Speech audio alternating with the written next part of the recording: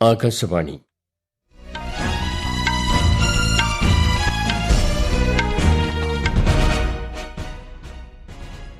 നമസ്കാരം. വാർത്തകൾ വായിക്കുന്നത് തുളസീദാസ് പരമേശ്വരൻ.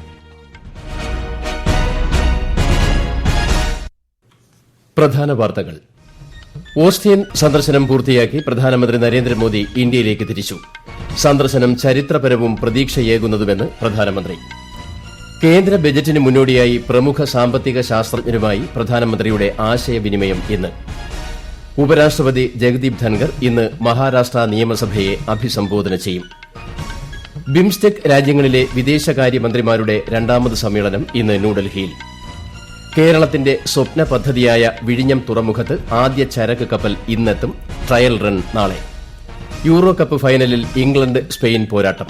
കോപ്പ അമേരിക്ക രണ്ടാം സെമി മത്സരം പുരോഗമിക്കുന്നു. വാർത്തകൾ വിശദമായി. തന്റെ ഓസ്ട്രിയൻ സന്ദർശനം ചരിത്രപരവും പ്രതീക്ഷയേകുന്നതുമെന്ന് പ്രധാനമന്ത്രി നരേന്ദ്രമോദി.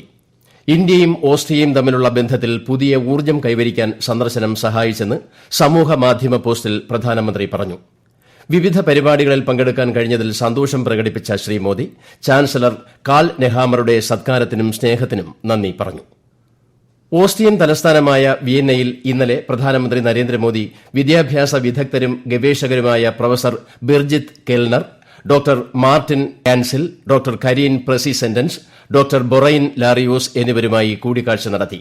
ഇന്ത്യൻ ചരിത്രം, സംസ്കാരം എന്നിവ സംബന്ധിച്ച് പഠനം നടത്തുന്നവരാണ് ഇവർ. ഇന്ത്യൻ സംസ്കാരം ലോകത്ത് പ്രചരിപ്പിക്കുന്നതിൽ ഇവരുടെ പങ്ക് അഭിനന്ദനാർഹമാണെന്ന് ശ്രീ മോദി പറഞ്ഞു. നോബൽ സമ്മാന ജേതാവ് ആന്റൺ സെലിംഗറുമായും പ്രധാനമന്ത്രി ആശയവിനിമയം നടത്തി. ഇന്ത്യ ഓസ്ട്രിയ ഉഭയകക്ഷി സഹകരണം ശക്തിപ്പെടുത്തുവാനും സഹകരണം തന്ത്രപ്രധാന ദിശയിലേക്ക് കൊണ്ടുപോകാനും പുതിയ സാധ്യതകൾ കണ്ടെത്തിയതായി പ്രധാനമന്ത്രി നരേന്ദ്രമോദി. ലോകത്തെ നിലവിലെ സ്ഥിതിഗതികൾ സംബന്ധിച്ച് വിശദ ചർച്ച ഓസ്ട്രിയൻ ചാൻസലർ നെഹാമറുമായി നടത്തിയെന്നും അദ്ദേഹം പറഞ്ഞു. അടിസ്ഥാന സൌകര്യ വികസനം, പുത്തൻ ആശയം, പുനരുപയോഗ ഊർജ്ജം, ഹൈഡ്രജൻ, ജലം, മാലിന്യ നിർമ്മാർജ്ജനം, നിർമ്മിത ബുദ്ധി, ക്വാണ്ടം സാങ്കേതിക വിദ്യ തുടങ്ങിയ വരും ദശാബ്ദങ്ങളിൽ സഹകരിച്ച് പ്രവർത്തിക്കേണ്ട മേഖലകൾ തിരിച്ചറിഞ്ഞിട്ടുണ്ട്. അന്താരാഷ്ട്ര സൌരസഖ്യം, ദുരന്ത ലഘൂകരണ അടിസ്ഥാന സൌകര്യം, ജൈവ ഇന്ധന സഖ്യം എന്നിവയിൽ അംഗമാകാൻ ഇന്ത്യ ഓസ്ട്രിയയെ ക്ഷണിച്ചു. ഇന്ത്യയിൽ നിക്ഷേപം നടത്താൻ ഓസ്ട്രിയൻ ബിസിനസ് അധികായരെ പ്രധാനമന്ത്രി ക്ഷണിച്ചു.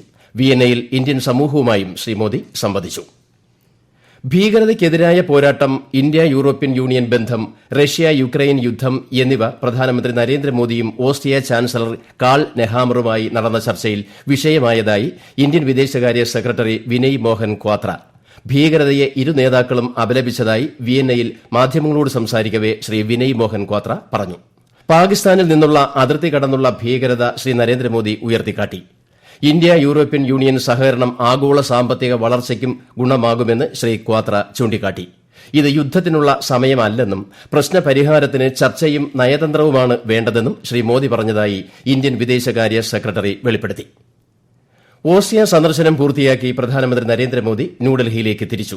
4 ദശാബ്ദത്തിന് ശേഷമാണ് ഒരു ഇന്ത്യൻ പ്രധാനമന്ത്രി ഓസ്ട്രിയ സന്ദർശിക്കുന്നതെന്നും ഇരു രാജ്യങ്ങളും തമ്മിലുള്ള ബന്ധം ശക്തമാക്കാൻ സന്ദർശനം ഉപകരിക്കുമെന്നും വിദേശകാര്യ വക്താവ് രൺധീർ ജയ്സ്വാൾ പറഞ്ഞു.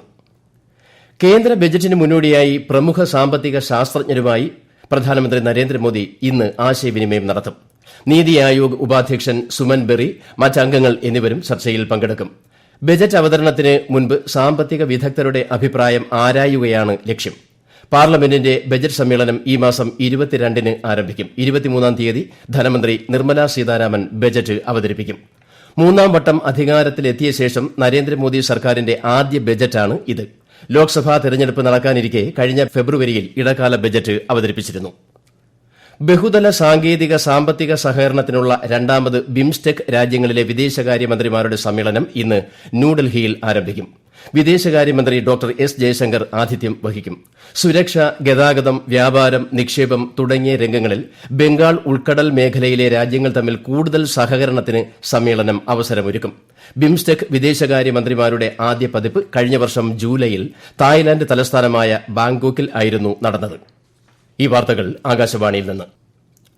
ഉപരാഷ്ട്രപതി ജഗദീപ് ധൻഖർ ഇന്ന് മഹാരാഷ്ട്ര സന്ദർശിക്കും. സംസ്ഥാന നിയമസഭയെ അഭിസംബോധന ചെയ്യും. മുംബൈയിൽ നർജി മോൻജി ഇൻസ്റ്റിറ്റ്യൂട്ട് ഓഫ് മാനേജ്മെന്റ് സ്റ്റഡീസിലെ അധ്യാപകരും വിദ്യാർത്ഥികളുമായി ഉപരാഷ്ട്രപതി നാളെ സംവദിക്കും. കേരളത്തിന്റെ സ്വപ്ന പദ്ധതിയായ വിഴിഞ്ഞം തുറമുഖത്ത് ആദ്യ ചരക്ക് കപ്പൽ ഇന്ന് എത്തും. അർദ്ധരാത്രിയോടെ ഇന്ത്യൻ പുറംകടലിൽ എത്തിയ കപ്പൽ രാവിലെ 9:15 തുറമുഖത്തേക്ക് അടുപ്പിക്കും. നാളെയാണ് ട്രയൽ റൺ. വിശദാംശങ്ങളിലേക്ക്. 110-ലേറെ രാജ്യങ്ങളിൽ കാർഗോ സർവീസ് നടത്തുന്ന ലോകത്തെ രണ്ടാമത്തെ വലിയ കപ്പൽ കമ്പനിയായ മെസ്കിന്റെ സാൻ ഫെർണാഡോ കപ്പലാണ് വിഴിഞ്ഞത്ത് എത്തുന്നത്. ജൂൺ 22-ന് ഹോങ്കോങ്ങിൽ നിന്ന് പുറപ്പെട്ട് ചൈനയിലെ ഷാങ്ഹായ്, സിയാമൻ തുറമുഖങ്ങൾ വഴിയാണ് സാൻ ഫെർണാഡോ വിഴിഞ്ഞത്തേക്കെത്തുന്നത്.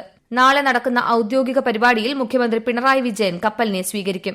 കേന്ദ്രമന്ത്രി സർബാനന്ദ സോനോവാൾ ചടങ്ങിൽ മുഖ്യാതിഥിയാകും. വിഴിഞ്ഞം തുറമുഖം കമ്മീഷൻ ചെയ്യുന്നതിന് മുൻപ് ഓട്ടോമേറ്റഡ് ക്രെയിനുകളടക്കം എല്ലാ സംവിധാനങ്ങളും പരിശോധിച്ച് ഉറപ്പുവരുത്താനാണ് മദർഷിപ്പ് എത്തിക്കുന്നത്. 23 ക്രെയിനുകൾ കപ്പലിൽ നിന്ന് കണ്ടെയ്നറുകൾ ഇറക്കും. മദ്രാസ് IIT വികസിപ്പിച്ച സോഫ്റ്റ്വെയറിൽ പ്രവർത്തിക്കുന്ന നാവിഗേഷൻ സെന്ററാണ് ഇത് നിയന്ത്രിക്കുന്നത്. ഇലക്ട്രോണിക് ഡേറ്റ ഇന്റർചേഞ്ച് അംഗീകാരം, കസ്റ്റോഡിയൻ കോഡ് അംഗീകാരം, ഇമിഗ്രേഷൻ ചെക്ക് പോസ്റ്റ് ക്ലിയറൻസ് എന്നിവ ലഭിച്ചാലുടൻ വിഴിഞ്ഞം അന്താരാഷ്ട്ര തുറമുഖം കമ്മീഷൻ ചെയ്യും. News desk, Akashvani. യൂറോ കപ്പിന്റെ ഫൈനലിൽ ഇംഗ്ലണ്ട് സ്പെയിൻ പോരാട്ടം. ഇന്ന് പുലർച്ചെ നടന്ന രണ്ടാം സെമിയിൽ 1-നെതിരെ 2 ഗോളുകൾക്ക് നെതർലാൻഡ്സിനെ പരാജയപ്പെടുത്തിയാണ് ഇംഗ്ലണ്ട് കലാശക്കളിക്ക് യോഗ്യത നേടിയത്. ആദ്യ സെമിയിൽ ഫ്രാൻസിനെ 2-1 പരാജയപ്പെടുത്തിയാണ് സ്പെയിൻ ഫൈനലിൽ കടന്നത്.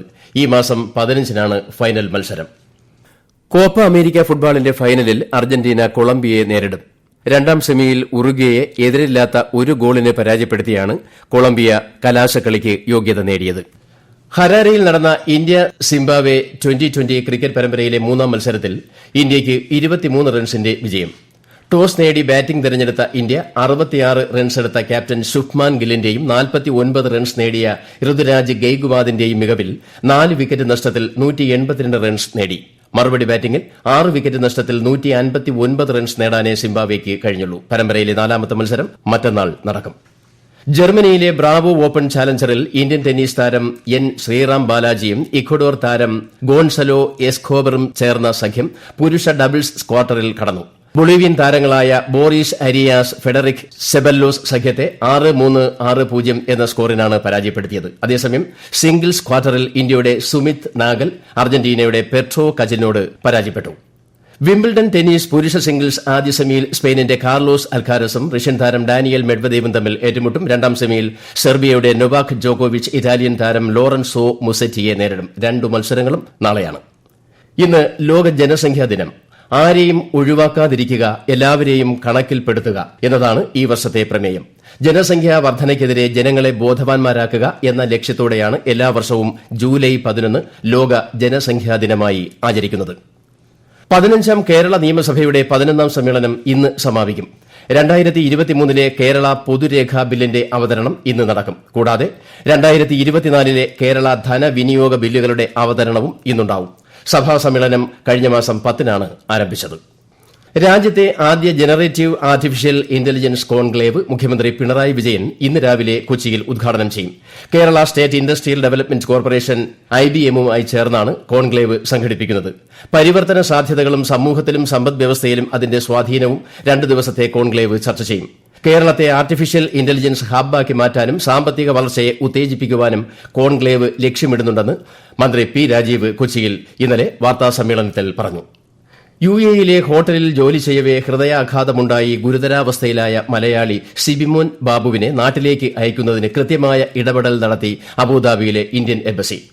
ഏപ്രിൽ 22-ന് ഹൃദയാഘാതമുണ്ടായ സിബിമോൻ ബാബുവിന് ആവശ്യമായ സഹായം ആശുപത്രിയുമായി ബന്ധപ്പെട്ട് ഇന്ത്യൻ നയതന്ത്ര ഉദ്യോഗസ്ഥൻ നൽകിയിരുന്നു. അപകടനില തരണം ചെയ്ത് സിബിമോൻ ബാബു ഇന്ന് ഉച്ചയ്ക്ക് ഭാര്യയോടൊപ്പം കേരളത്തിലേക്ക് തിരിക്കും.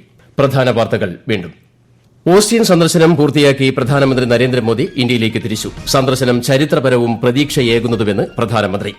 കേന്ദ്ര ബജറ്റിന് മുന്നോടിയായി പ്രമുഖ സാമ്പത്തിക ശാസ്ത്രജ്ഞരുമായി പ്രധാനമന്ത്രിയുടെ ആശയവിനിമയം ഇന്ന്. ഉപരാഷ്ട്രപതി ജഗദീപ് ധൻഖർ ഇന്ന് മഹാരാഷ്ട്ര നിയമസഭയെ അഭിസംബോധന ചെയ്യും. ബിംസ്റ്റെക് രാജ്യങ്ങളിലെ വിദേശകാര്യമന്ത്രിമാരുടെ 2ാമത് സമ്മേളനം ഇന്ന് ന്യൂഡൽഹിയിൽ. കേരളത്തിന്റെ സ്വപ്ന പദ്ധതിയായ വിഴിഞ്ഞം തുറമുഖത്ത് ആദ്യ ചരക്ക് കപ്പൽ ഇന്ന് എത്തും. ട്രയൽ റൺ നാളെ. യൂറോ കപ്പ് ഫൈനലിൽ ഇംഗ്ലണ്ട് സ്പെയിൻ പോരാട്ടം. കോപ്പ അമേരിക്ക 2ാം സെമിയിൽ ഉറുഗ്വേയെ പരാജയപ്പെടുത്തി കൊളംബിയ ഫൈനലിൽ.